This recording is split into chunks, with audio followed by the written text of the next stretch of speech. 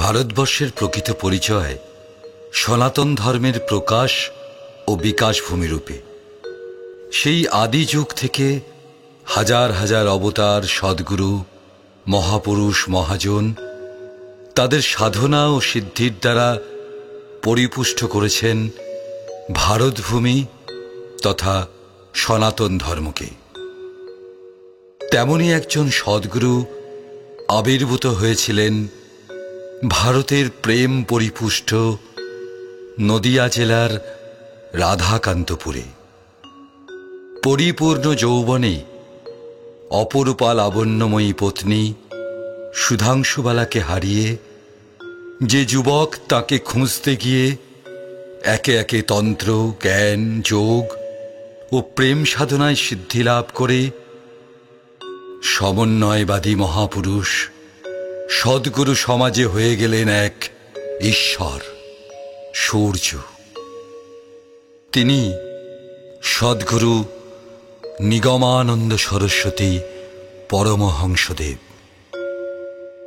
বীরভূমের তারাপীঠে সাধক বামাখ্যাপার সান্নিধ্যে তাঁর তন্ত্রসিদ্ধি। পুষ্করের সাবিত্রী পাহাড়ের জ্ঞানীগুরু সচ্চিদানন্দ পরমহংসদেবের কাছে সন্ন্যাস গ্রহণ এবং জ্ঞান সাধনায় সিদ্ধিলাভ। তারপর উত্তর পূর্ব ভারতের যোগসিদ্ধ সুমের দাসজির নির্দেশিত সাধন পথে চলে তিনি লাভ করলেন নির্বিকল্প সমাধি। ভাবলেন তার সাধনা সম্পূর্ণ, কিন্তু কাশীতে মা অন্নপূর্ণাকে পরীক্ষা করতে গিয়ে তাঁর ভুল ভাঙল। এরপর তিনি গেলেন মুসৌরি পাহাড়ে গৌরী মার কাছে। তাঁর কাছে প্রেম বা ভাব সাধনায় সিদ্ধি লাভ করলেন। শুরু হল নিগমানন্দ দেবের পথ চলা। প্রেমিক নিগমানন্দ। প্রেমিক নিগমানন্দের কাছে আজকের জগৎ আর দুদিন পূর্বের জগৎ এক নয়। এখন তৃণ, গুল্ম, বৃক্ষ, শরীর সবের মাঝেই প্রেমের সঞ্চার, সেটাই অনুভব করেন তিনি। সবকিছুই যেন প্রেম রসে ভরপুর। আকাশ বাতাস প্রেমের পুলক স্পর্শে প্রীতির সম্ভাষণ জানায়। পুষ্পিত তরু তার তরুরূপ ছেড়ে মনোময়ীর রূপ ধারণ করে। শ্রীরাধার যেমন যাহা যাহা নেত্র পড়ে তাহা তাহা কৃষ্ণ স্ফুরে, নিগমানন্দের অবস্থাও হল তাই। সমস্ত বিশ্ব ব্রহ্মাণ্ডময় বিদ্রিত বিচ্ছুরিত প্রেমময়ীর রূপ ফুটে উঠল তার অন্তর্দৃষ্টিতে। এই অন্তর্বাচ্য ভাব নিয়ে পথ চলা শুরু হল ঠাকুর নিগমানন্দের, সদ্গুরু নিগমানন্দের।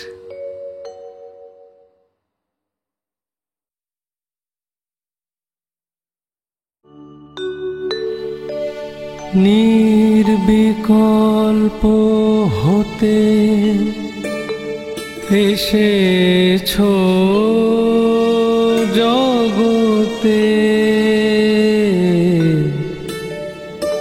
তুমি যে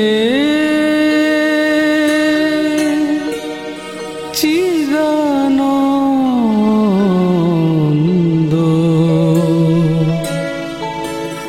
তুমি সুধানাথ,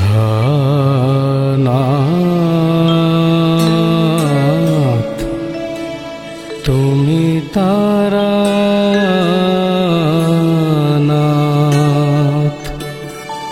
শ্রী শ্রী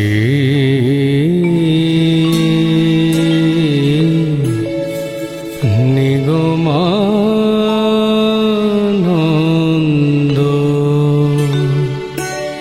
শ্রী শ্রী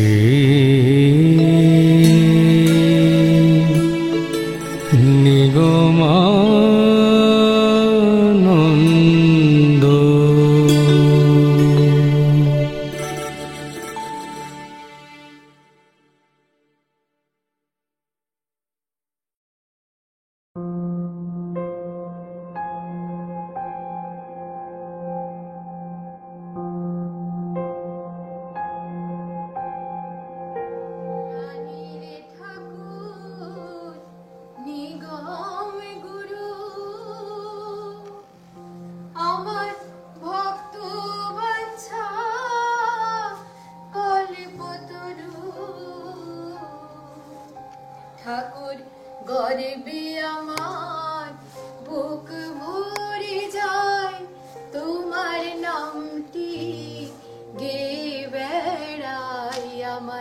ঠাকুরকে যে ভালোবাসি, তার মতো আর বান্ধব নাই আমার, গুরুকে যে ভালোবাসি। ফিরে যাই আজ থেকে প্রায় 120 বছর আগে। ঠাকুর তখন স্থূলদেহে। তন্ত্র, জ্ঞান, যোগ, প্রেম চতুর্বিধ সাধনার পর ঠাকুর গুরুপদে প্রতিষ্ঠিত হলেন। উদ্ধার করলেন লক্ষ লক্ষ পাপী তাপীকে। কে ছিলেন সেই প্রথম দম্পতি যারা ঠাকুরের প্রথম শিষ্য ও শিষ্যা, সেই কথা শোনাবো আজ। জয় গুরু।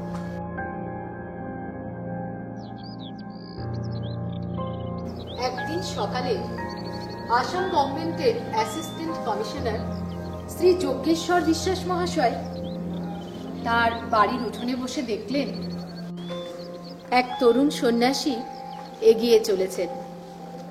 তিনি কোনো কারণবশত সন্ন্যাসীকে জিজ্ঞেস করলেন, ওহে সন্ন্যাসী, কোথায় যাচ্ছ? সন্ন্যাসী বললেন, ওইদিকে কামাখ্যা দর্শনের উদ্দেশ্যে যাচ্ছি। বললেন বিশ্বাসবাবু, তা যাও, কিন্তু কদিন একটু আমার গৃহে থেকে যাও, তোমার সঙ্গে আমার অনেক আলোচনা আছে। সন্ন্যাসী রাজি হলেন তার গৃহে থাকতে, এবং সেখানেই তিনি শুরু করলেন তার কঠিন যোগাভ্যাস। যজ্ঞেশ্বর বাবু এবং তার স্ত্রী মৃণালিনী দেবী নিঃসন্তান, প্রাণ ঢেলে ঠাকুরের সেবা করতে লাগলেন।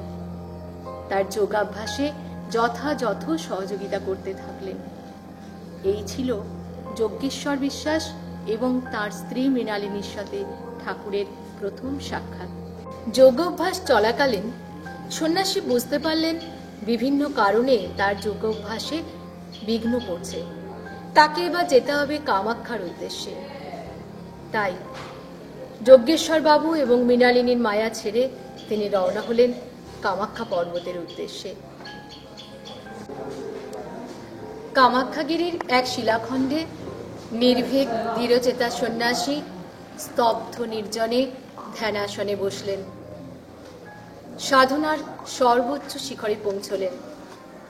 গর্ভ যন্ত্রণার চেয়েও কঠিন যন্ত্রণা সহ্য করে তিনি জীব সত্তা থেকে নির্গুণে, আবার নির্গুণ থেকে সগুণে এসে অবলোকন করলেন পৃথিবী, মহাকাশ, সৃষ্টি, স্থিতি, প্রলয়। ফিরলেন গুরুগিরির অভিমান নিয়ে শ্রী যজ্ঞেশ্বর বাবু ও মৃণালিনী দেবীর কাছে দ্বিতীয়বারের জন্য। এরপর ঠাকুর গিয়েছিলেন কুম্ভ মেলায় তার গুরু স্বামী সচ্চিদানন্দ দেবের সাথে দেখা করতে। সেখানে তিনি তার সাথে কিছুদিন ছিলেন। সেখানে থাকার পর স্বামী সচ্চিদানন্দের সঙ্গেই তিনি আবার তৃতীয়বারের জন্য আসেন যজ্ঞেশ্বর বাবুর বাড়িতে। এবারে যজ্ঞেশ্বর বাবু এবং তার স্ত্রী স্বামী সচ্চিদানন্দের কাছে দীক্ষা নেওয়ার আর্জি জানান।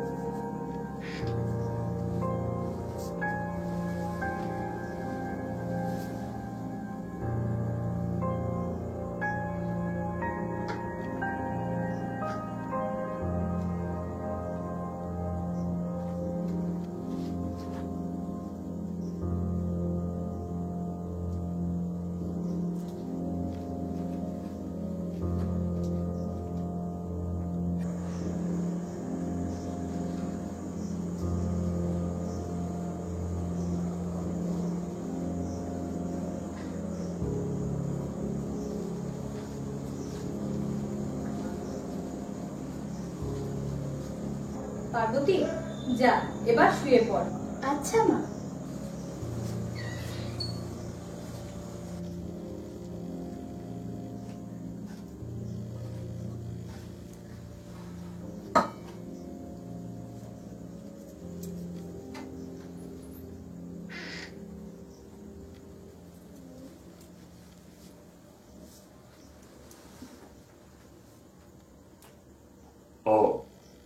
তুমি এসেছো? হ্যাঁ, কিন্তু আপনি এরকম আপন মনে কি ভেবে চলেছিলেন? এটা সত্যি যে কোনো কিছুই তোমার নজর এড়ায় না। আমি আপনার ধর্মপত্নী, আপনার সব দিকটা লক্ষ্য রাখাটা আমার কর্তব্যের মধ্যে পড়ে। যাই হোক, কি ভাবছিলেন বলুন তো? ভাবছিলাম শিষ্যর ব্যবহারই গুরুর পরিচয়, আর শিষ্যের সফলতায় গুরু গর্ববোধ করেন। একটু পরিষ্কার করে বলবেন?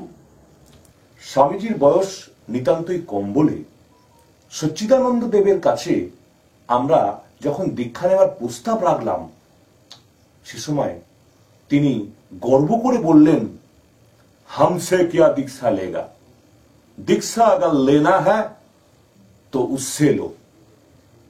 স্বামীজি মহারাজের দিকে তাকিয়ে বললেন যে ও লড়কা हमसे भी बड़ा हो गया। বললে বিশ্বাস করবে না, তখন সচ্চিদানন্দ দেবের চোখে মুখে এক অদ্ভুত আনন্দ দেখেছিলাম। তাহলে আর দেরি না করে কালই যদি স্বামীজির কাছে এই প্রার্থনা নিয়ে যাই, আপনি কি বলেন? একদম ঠিক কথা বলেছ। আর উনি তো আমাদের গৃহেই আছেন, তাহলে এ সুযোগ হাতছাড়া করা যাবে না।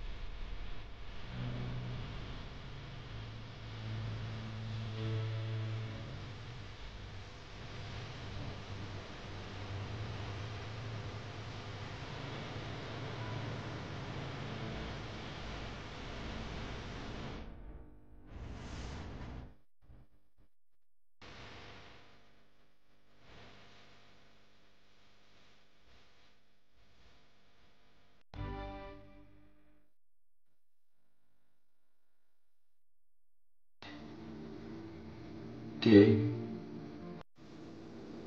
ও, যজ্ঞেশ্বর, এসো।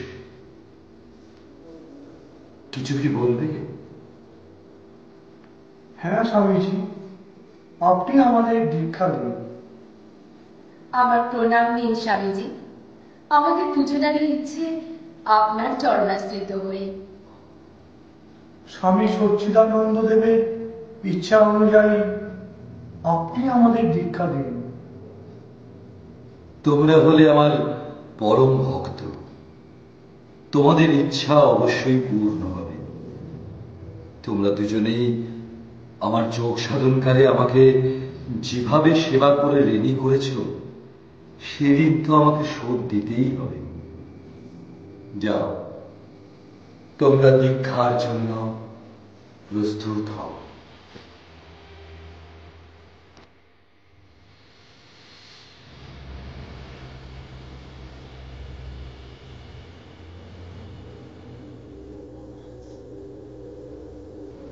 তোমরা প্রস্তুত তাহলে? বেশ।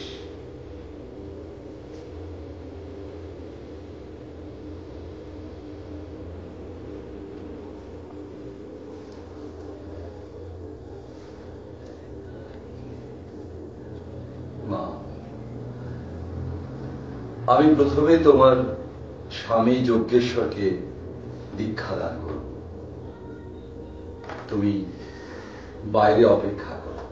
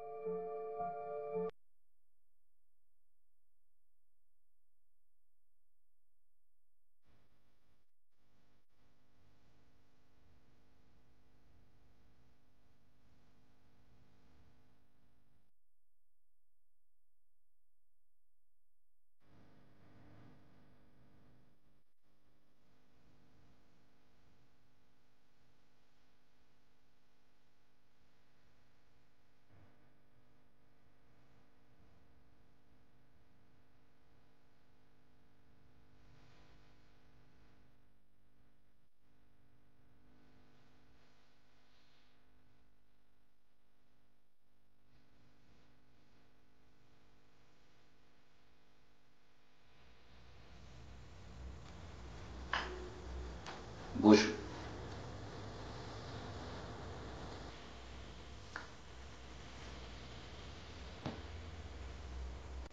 তাহলে যজ্ঞেশ্বর,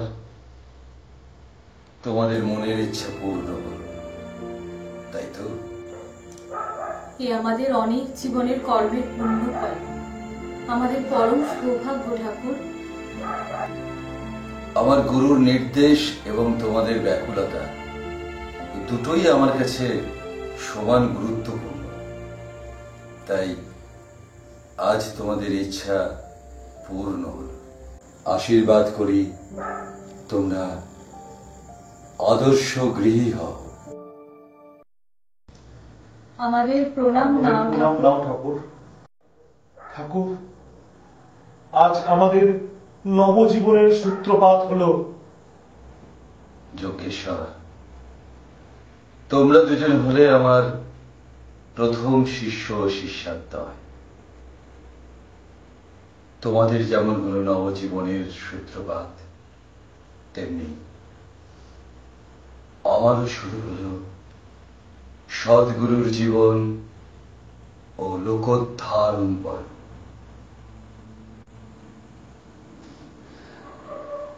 সকাল থেকে তোমরা উপবাস আছো। না, এই প্রসাদটুকু মুখে দিয়ে জল খাও।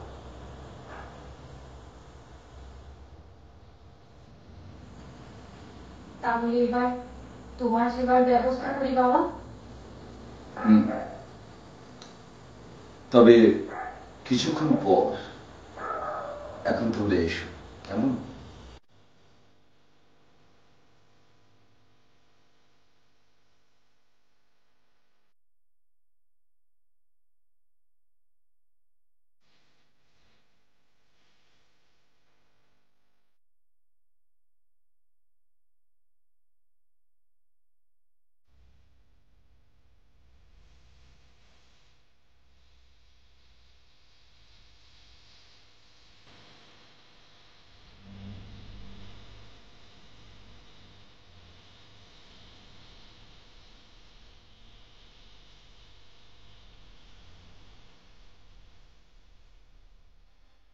এই যজ্ঞেশ্বর বিশ্বাস এবং তার স্ত্রী মৃণালিনী দেবী হলেন ঠাকুরের প্রথম দম্পতি শিষ্য ও শিষ্যা।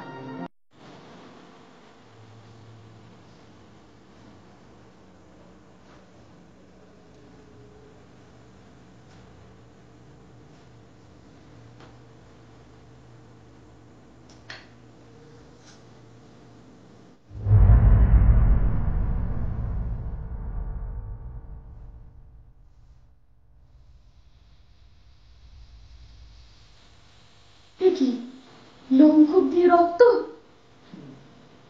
শোনো, আমার ভাব সমাধির সময় আমাকে তোমরা স্পর্শ করো না।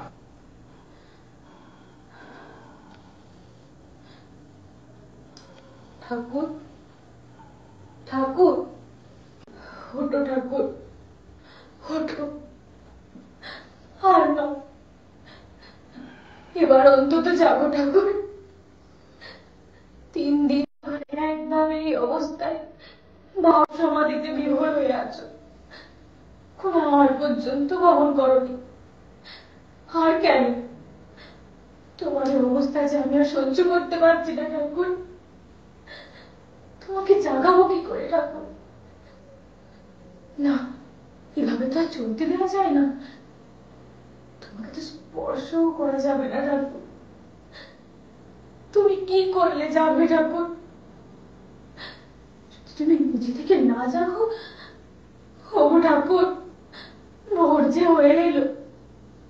ওঠো ঠাকুর, ওঠো, ওঠো ঠাকুর, ওঠো।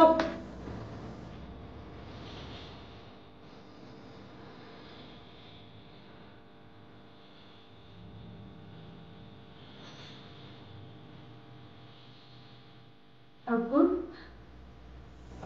3 দিন ধরে একভাবে একই জায়গায় বসে বসে কাটিয়েছো।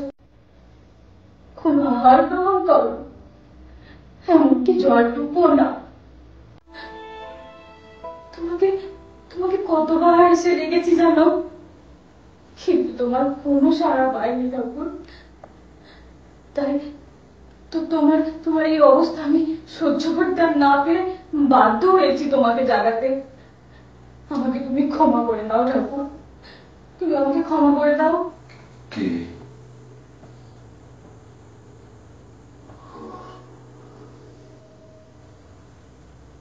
সরজু, তোমরা তো শুধু আমার এই বাইরের রূপটা দেখেছ। আমার অন্তরে কি হয় জানো? কি করে জানবো বলো দেখি, যদি তুমি নিজে থেকে না বলো। শোনো তবে। দাঁড়াও, সব শুনবো, তবে তার আগে মুখে কিছু দাও।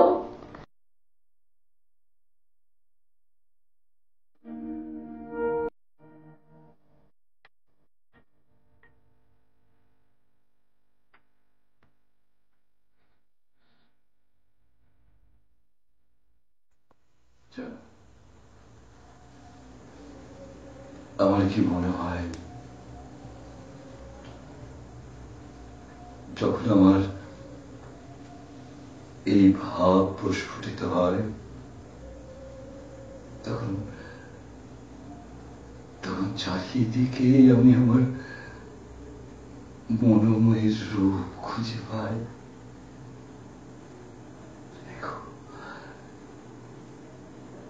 যখন মনে হয় ঝিরঝির করে যেন বাতাস বইছে, লতা পাতা গুল্ম বৃক্ষ সবার মধ্যে আমি আমার মনোময়কে দেখতে পাই। তখন মনে হয় তার স্থূল তৃণপয়ধর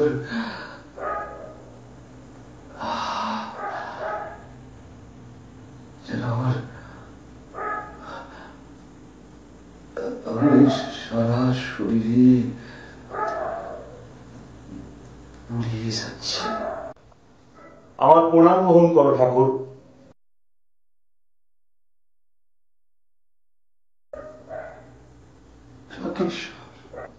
এতক্ষণ বাইরে দাঁড়িয়ে তোমার কথাই শুনছিলাম। জানো ঠাকুর, সেদিন যখন তুমি প্রেমভাবে বিভোর, তখন সুমনের স্ত্রীকে জড়িয়ে ধরে কতই না কাঁদলে। আর একদিন মাধবের স্ত্রীকে কতই না চুম্বন দিলে। তাই নাকি? সে কি যোগেশ্বর! না না, এ তো ভারী অসামাজিক কাজ। না না, এই মতো অবস্থায় কারোর গৃহে অবস্থান করা আমার ঠিক হবে না। আমি কালই কলকাতার উদ্দেশ্যে যাত্রা করব। না না ঠাকুর, তা কেন? তোমার ভাব সমাধি অবস্থায় তোমার চুম্বন পাওয়া, সে তো ভাগ্যের কথা। কতজনের এই ভাগ্য হয় বলো দেখি। না না ঠাকুর, তোমাকে এই অবস্থায় একা আমরা ছেড়ে দিতে পারবো না। কিছু দেন না।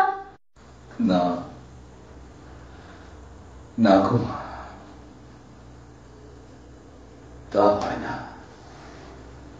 তা হয় না। সরজু, সবাই তো আর তোমাদের মতো নয়, আর তোমাদেরকে নিয়ে এই সমাজ নয়। তাই আমার এই বাহ্য জ্ঞান থাকতে থাকতে আমি কালই কলকাতার উদ্দেশ্যে যাত্রা করব বলে মনস্থির করেছি।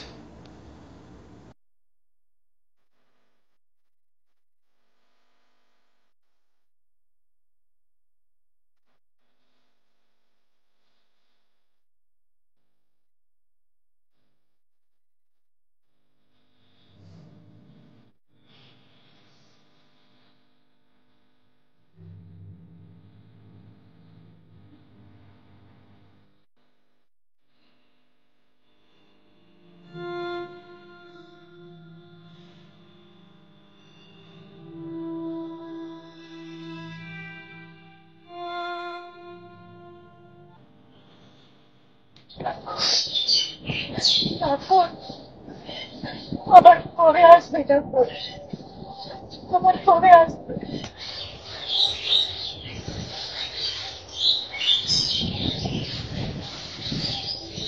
আসবো মা, আবার আসবো।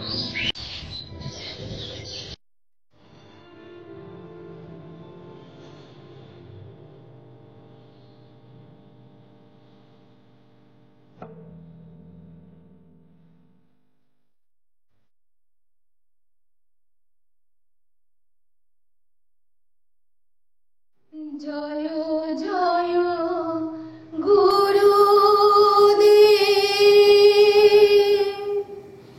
করি মিনতি। জয় জয় গুরুদেব, করি মিনতি। চরণে শরণাগতি থাকে যেন মতি।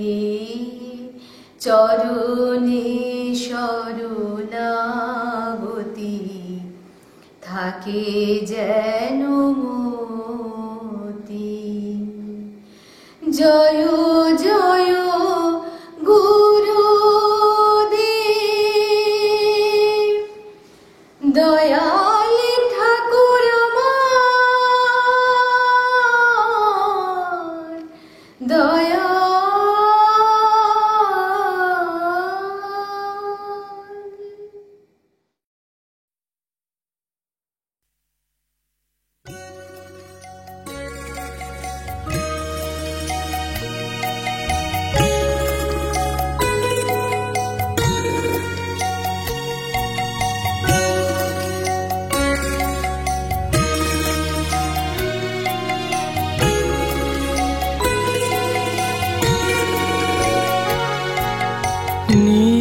নির্বিকল্প ভূমি হতে এসেছেন সদ্গুরু শ্রী নিগমানন্দ নামে। নির্বিকল্প ভূমি হতে এসেছেন সদ্গুরু শ্রী নিগমানন্দ নামে।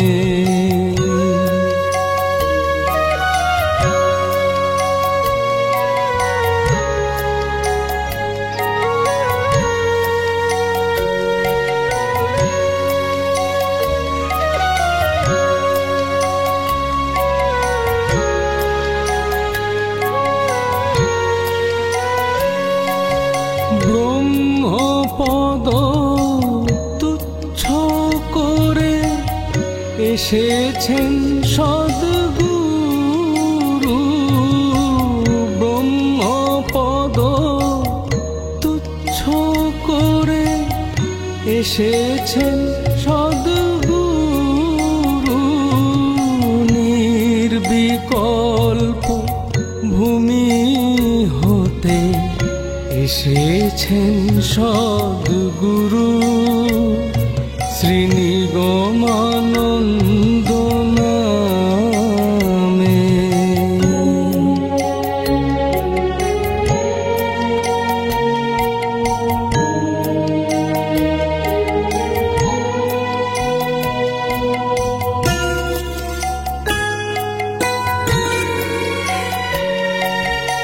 মহামায়ার সাথে চুক্তি করে এসেছেন সদ্গুরু, মহামায়ার সাথে চুক্তি করে এসেছেন সদ্গুরু, তোদের এক জনমে মুক্তি দেবেন বলেছেন সদ্গুরু, নির্বিকল্প ভূমি হতে এসেছেন সদ্গুরু, শ্রী নিগমানন্দ নামে।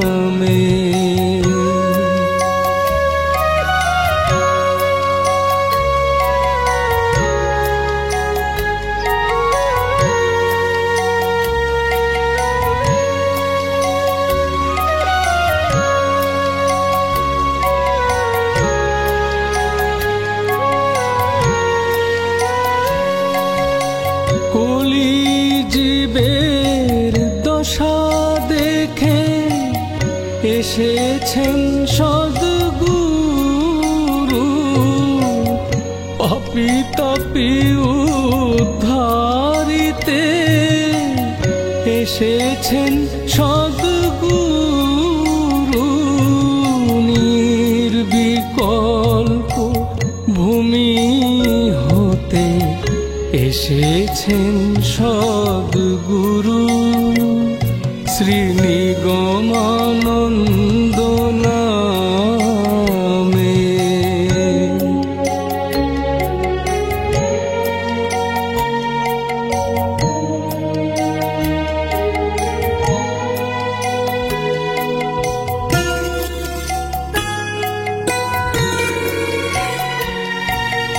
জয় গুরু জয় গুরু বলে সদ্গুরুর জয় দাও রে, মায়েরা সবাই উলু দাও, শঙ্খ ঘণ্টা বাজাও, মা বোনেরা উলু দাও, শঙ্খ ঘণ্টা বাজাও,